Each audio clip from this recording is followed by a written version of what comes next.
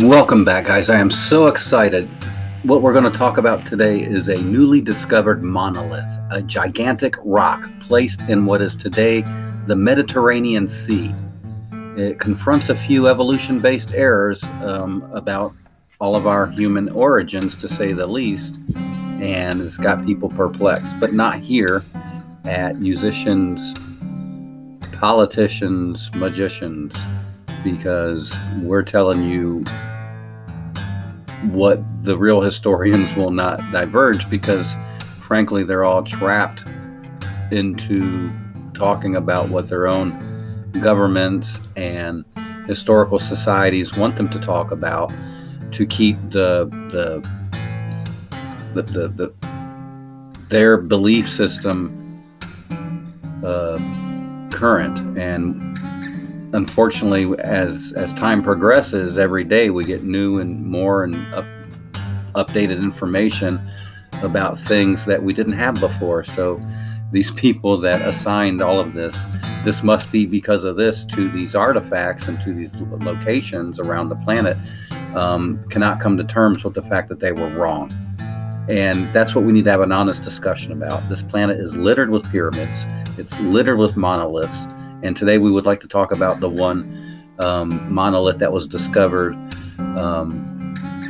off the coast of Sicily and north of Tunisia, Africa. And archaeologists from Italy and Israel described the results in the Journal of Archaeological Science.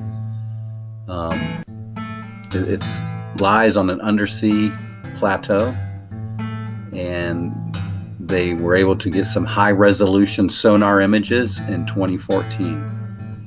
Today, the artifact lies about 140 feet below sea level. So it appears it was constructed back when sea level was at least 150 feet lower than today's level.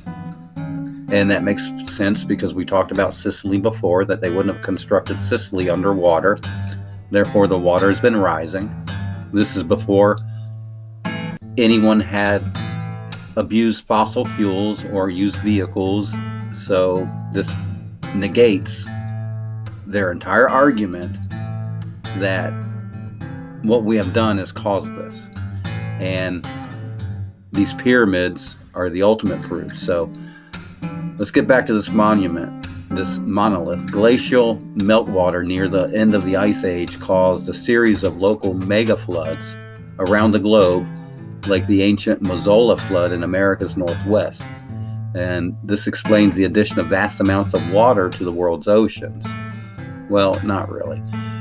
They like making up all these cockamamie stories to try to justify their ideologies.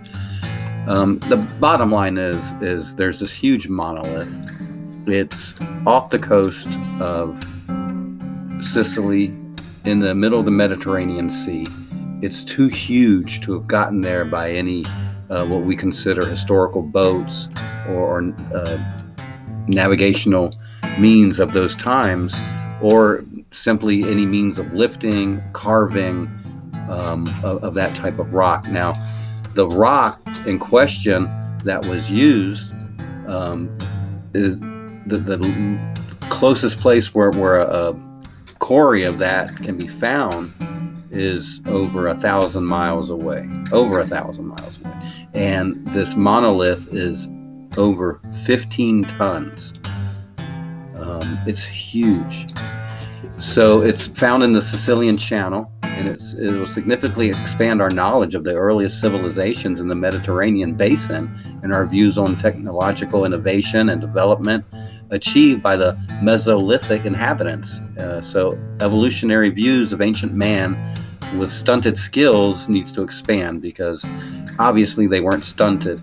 And the notion that mankind was a bunch of blubbering idiots back in the past is just a fallacy that they keep perpetuating in the historical books. Mankind, when we seeded this planet, we had all the technology of all the ages. We had AI. AI was aiding us in the process. The moon is still being run by AI.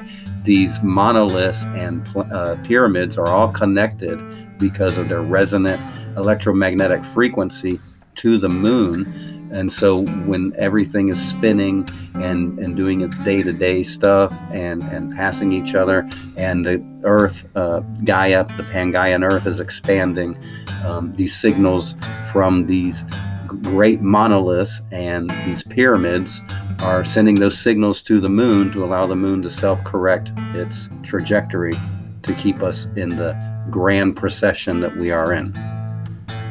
This has been going on for eons and eons. It takes 72,000 plus years to go around the procession. Round and round we go, the great merry-go-round. And we've done this more times than I can count. So it's time mankind started realizing this is a small planet. We're all stuck here. These pyramids have been here longer than mankind can really account for. They're tied to the creation and construction of the moon. They were both, they're all created around the same time. And again, we go into the difference between the old world pyramids and new world pyramids, and how the new world pyramids imitate the form of the old world pyramids but serve no function. And there's a huge difference between the functional pyramids connected to this electromagnetic earth grid that feeds the moon, and then the imitational pyramids that do not. So I think that's all I've got for this little mini episode.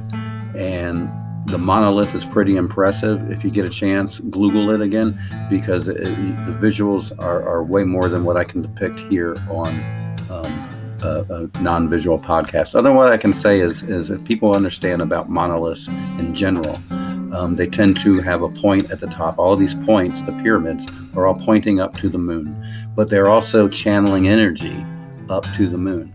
And so the pyramid is a channeler of energy, but it's also directing that energy to a receptive point, to a receptive energy source, to a receptive higher intelligence form, an AI form of computer form, right? That sits up there kind of like a Death Star, because it's in control ultimately of the guidance of this planet, as the moon is our rudder, and it controls all weather and controls the direction and the course corrections of this planet.